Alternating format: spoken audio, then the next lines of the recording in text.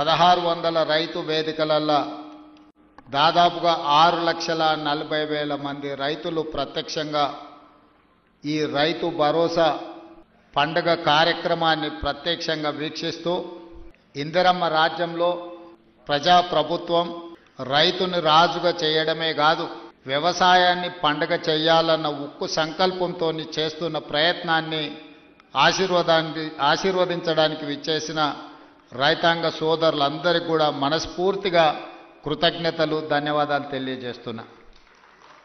మిత్రులారా, మీకందరికీ తెలుసు, ఈ రాష్ట్రంలో, ఈ దేశంలో ఎవరు ప్రజాప్రతినిధిగా ఎన్నిక కావాలన్నా, ఎవరు ప్రభుత్వాన్ని ఏర్పాటు చేయాలన్నా రైతుల యొక్క ఆశీర్వాదము, రైతులు చేయుతను అందించకపోతే ఎవరు అధికార పీఠంలో కూర్చోలేరు అని చెప్పి ఈ వేదిక మీద నేను ఖచ్చితంగా చెప్పదలుచుకున్నా.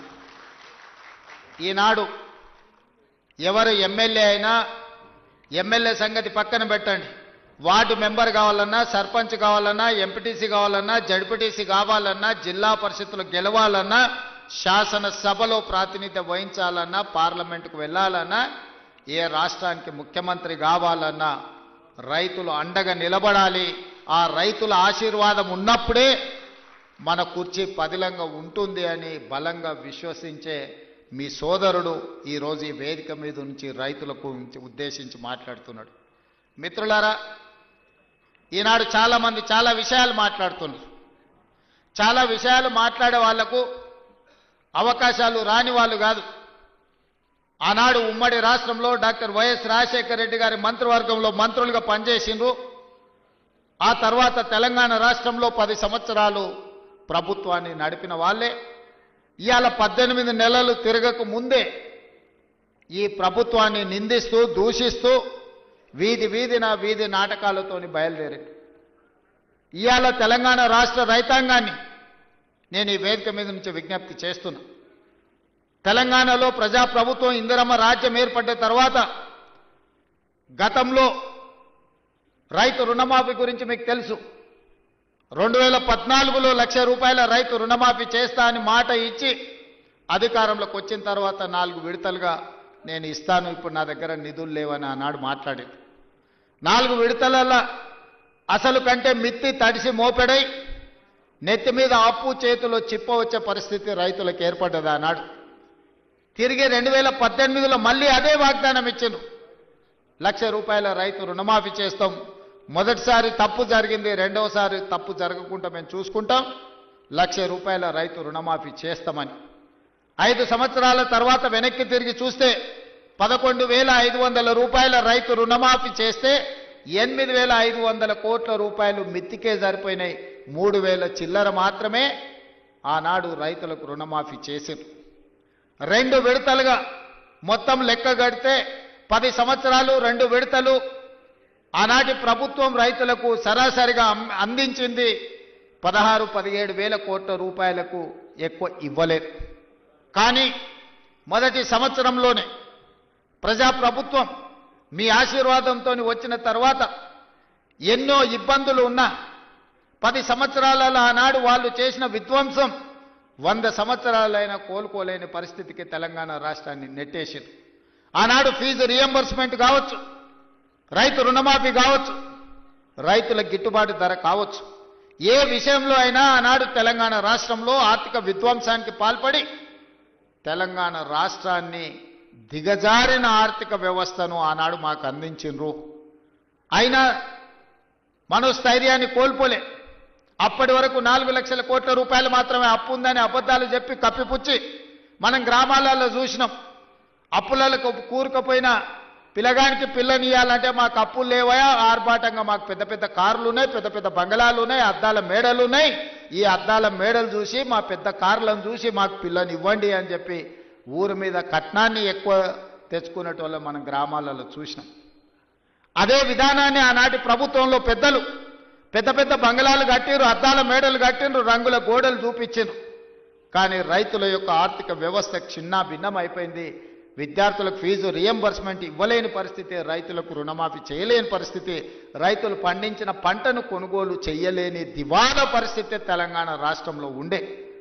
ఆనాడు అసెంబ్లీ సాక్షిగా ఆనాటి పెద్ద ఆయన చెప్పిండు, మేమేం సత్రం నడుపుతలేమీడ, రైతులకు మేము పండించిన పంట కొనాలంటే 7,000 కోట్ల రూపాయల నష్టం వచ్చింది, మేమెందుకు కొంటాం, ఓరేసుకుంటే మీరు ఉరేసుకున్నట్టే ఆనాడు చెప్పిన మాట వాస్తవం కాదా అని నేను మిమ్మల్ని అడుగుతున్నా. మిమ్మల్ని అందరినీ ఒరేసుకోవద్దు, ఒరేసుకుంటే మేము కొనుగోలు చేయం, ఒకవేళ మీరు ఒరేసుకుంటే ఉరేసుకొని చావాల్సిందే అని రైతులకు చెప్పి స్వయంగా వాళ్ళ వ్యవసాయ భూమిలో ఫామ్ హౌస్లో 150 ఎకరాల ఒడ్లు పండిస్తే అవి మొత్తం తీసుకొచ్చి బహిరంగంగా పెట్టిన. ఆనాడు వాళ్ళ పొలంలో పండించిన వడ్లకు 4,200 రూపాయలు ధర ఇచ్చి కొనుగోలు చేసేటోళ్ళు వచ్చారు. మరి మనం పండించిన పంట 200 తక్కువైనా 2,000కు మేము అమ్ముతామంటే కొనేటోళ్ళు లేరు. మేము ఐకేపీ కేంద్రాలు తెరవమని చెప్పి ఆనాటి పరిస్థితి, ఆనాటి ప్రభుత్వం రైతులకు పంగనామాలు పెట్టే పరిస్థితి తీసుకొచ్చింది. ఇవన్నీ ఇంకా మర్చిపోలే, ఇప్పుడే ఆనాటి గాయాలు మానిపోలే. అయినా అలాంటి పరిస్థితుల్లో తెలంగాణ రాష్ట్రంలో ప్రభుత్వాన్ని ఏర్పాటు చేసి ఆనాడు స్పష్టంగా చెప్పినాం, మీరు వరి పండించండి, రాష్ట్ర ప్రభుత్వం కొనుగోలు చేస్తుంది, చివరి గింజ వరకు కొనే బాధ్యత మా ప్రభుత్వం తీసుకుంటుంది. ఎందుకంటే ఆనాడు ఇందిరమ్మ రాజ్యంలో సోనియా గాంధీ గారు కనీసం మద్దతు ధరను తీసుకొచ్చి రైతు పండించిన పంటకు దళారుల చేతిలో మోసపోకుండా ఈరోజు కనీసం మద్దతు ధరను అందించి రైతు పండించిన పంట కొనుగోలు చేసే బాధ్యత మాది అని చెప్పి ఈరోజు కాంగ్రెస్ ప్రభుత్వం మీ ముందు నిలబడి మొదటి విడతగా పంట కొనుగోలు చేసినాం. రెండవ విడతకు వచ్చినప్పుడు నేను చెప్పిన పెద్దలు ఉత్తమ్ కుమార్ రెడ్డి గారితో మాట్లాడి, అన్న దొడ్డు బియ్యం తింటలేరు, ఈరోజు గ్రామాలలో చైతన్యం వచ్చింది. రైతులు స్వయంగా 10 రూపాయలు ఖర్చైనా కూలికి పోయి ఉపాధి హామీ కూలీ చేసుకునే పేదలు కూడా ఈరోజు సన్న బియ్యంతోని బుక్కడు అన్నం తింటుండ్రు. సన్న బియ్యం మనం ఇవ్వాలి, సన్న బియ్యం ఇవ్వాలి అంటే మన రైతులు సన్న వడ్లు పండించాలి. ఎందుకంటే తెలంగాణలో పండించే వడ్లు నాణ్యమైనవి, శ్రేష్టమైనవి. కానీ దొడ్డు బియ్యం పండిస్తే దొడ్డు బియ్యం తినే పరిస్థితి లేదు. మనము రేషన్ షాపులలో దొడ్డు బియ్యం ఇస్తే మళ్ళీ తిరిగి మిల్లర్లు కొంటుర్రు, లేకపోతే కోళ్ళ దానాకు పోతున్నాయి. దొడ్డు బియ్యం ఇవ్వద్దు, సన్న బియ్యం ఇవ్వాలి అని నేను చెప్పిన. మరి ఏం చేయాలి, సన్న బియ్యం ఇవ్వాలి అని అంటే నేను చెప్పిన, మీరు రైతులకు విజ్ఞప్తి చేయండి, నేను చేస్తా మీరు చేయండి. ఉప ముఖ్యమంత్రి గారు చేస్తారు, వ్యవసాయ శాఖ మంత్రి గారు చెప్తారు, రైతులకు సన్న వడ్లు పండిస్తే 500 రూపాయల బోనస్ ఇచ్చి ఆ వడ్లను కొంటాము, మాది బాధ్యత అని అంటే నమ్మకంగా విశ్వాసంగా తెలంగాణ రాష్ట్రంలో పండించిన పంటలో 60% పోయినసారి సన్న వడ్లు మీరు పండిస్తే ఆ సన్న వడ్లను కొన్ని సన్న బియ్యం చేసి ఇవాళ పేదోళ్లకు సన్న బియ్యం రేషన్ షాపులలో పంచుతున్న మాట వాస్తవం కాదా? 6,40,000 కుటుంబాలు ఈరోజు రైతు వేదికలలో ఉన్నారు. ఇవాళ మా అక్కలీడికి వచ్చిండ్రు, రైతులు మాట్లాడినరు, మా ఆడబిడ్డలు మాట్లాడినరు. ఇవాళ పిల్లలకు రేషన్ షాపుల్లో మా ప్రభుత్వం ఇస్తున్న సన్న బియ్యంతో అన్నం పెడుతున్నారా లేదా ఒకసారి ఆలోచన చెయ్యండి. ఇవాళ మా రైతాంగానికి నేను ధన్యవాదాలు చెప్పదలుచుకున్నా. మీరు ఈ ప్రభుత్వం మీద నమ్మకంతో, విశ్వాసంతో బోనస్ ఇస్తారో ఇవ్వరో అని అనుమానం ఉన్నా మీరు సన్న వడ్లు పండించిండ్రు కాబట్టి ఆ సన్న వడ్లు ఇవాళ బియ్యంగా మారి పేదోళ్ళ కడుపు నింపుతున్నది అని అంటే రైతులు చేసిన ధైర్యం.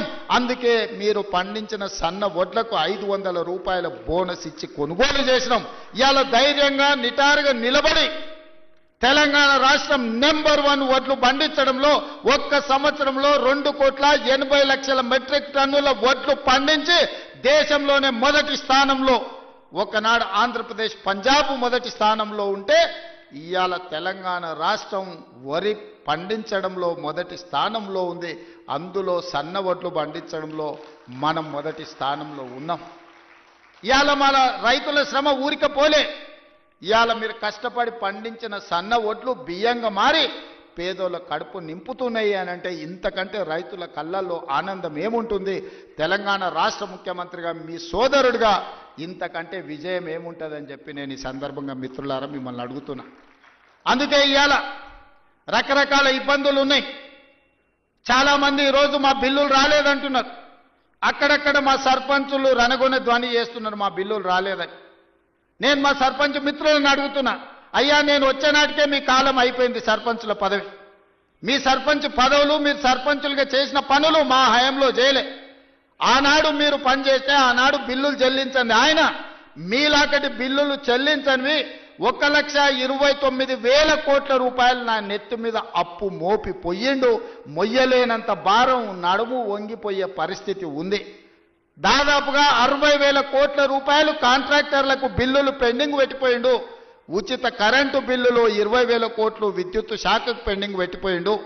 ఇట్లా చెప్పుకుంటూ పోతే ఫీజు రియంబర్స్మెంటు, షాదీ ముబారక్, కళ్యాణ లక్ష్మి ప్రతి దగ్గర దొరికిన కాడల్లా అప్పు చేసిండు, అందిన కాడల్లా టోపీ పెట్టిండు.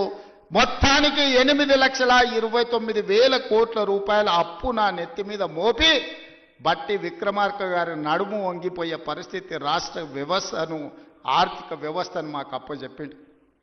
ఇన్ని అప్పులు, ఇన్ని తప్పులు చేసి ఇంకా ఇవాళ రోడ్ల మీదకి వచ్చి అడ్డమైన మాటలు మాట్లాడుతున్నారు. ఇవాళ వాళ్ళు చేసిన అప్పులను, వాళ్ళు చేసిన తప్పులను సరిదిద్దడానికి రోజుకు 18 గంటలు పనిచేసిన సరిపోని పరిస్థితి.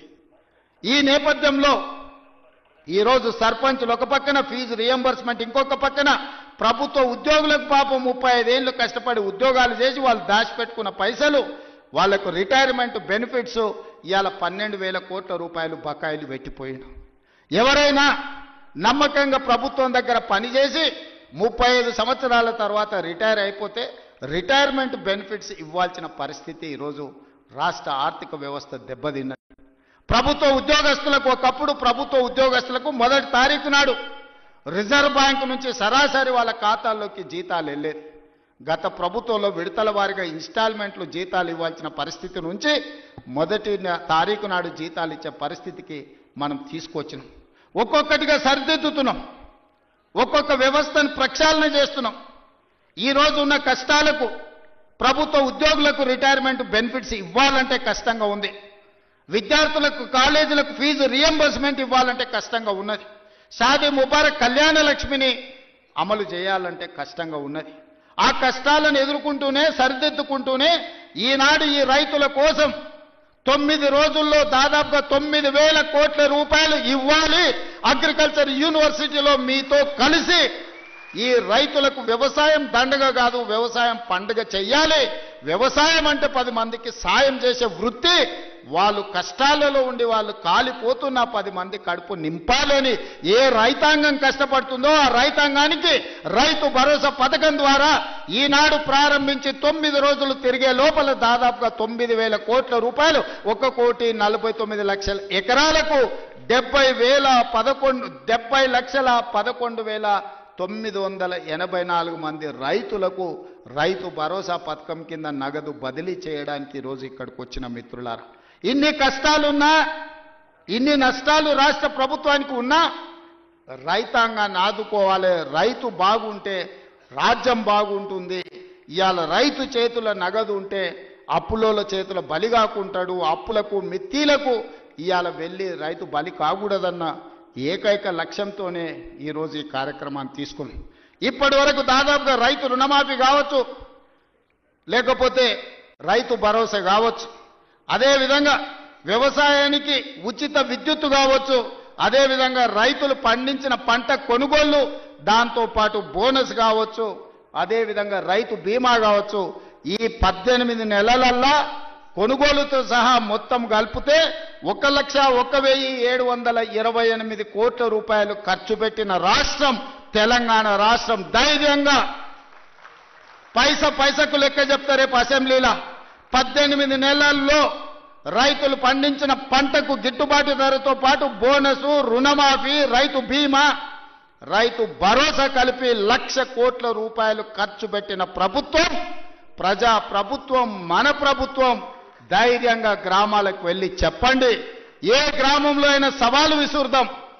ఆ 10 సంవత్సరాలలో వాళ్ళు చేసిన రైతు రుణమాఫీ ఎంత, 1 సంవత్సరంలో మనం చేసిన రైతు రుణమాఫీ ఎంత. గ్రామ సభలు పెడదాం, గ్రామాలలో చర్చ పెడదాం. ఆనాడు వాళ్ళు పండించిన పంట కొనుగోలు చేయడానికి ఐకేపీ కేంద్రాలు తెరవకపోతే ఈరోజు 8,000 పైచీలకు ఐకేపీ కేంద్రాలు తెరవడమే కాదు, 48 గంటలు తిరిగే లోపల ఉత్తమ్ కుమార్ రెడ్డి గారు ఏ రైతు పంట అమ్ముకున్నాడో అతని ఖాతాలో నగదు బదిలీ చేయడమే కాదు, 500 రూపాయల బోనస్ ఇచ్చి ఇవాళ రైతుల ఆత్మగౌరవం పెంచే విధంగా ఈరోజు రాష్ట్ర ప్రభుత్వం ప్రయత్నం చేస్తుంది.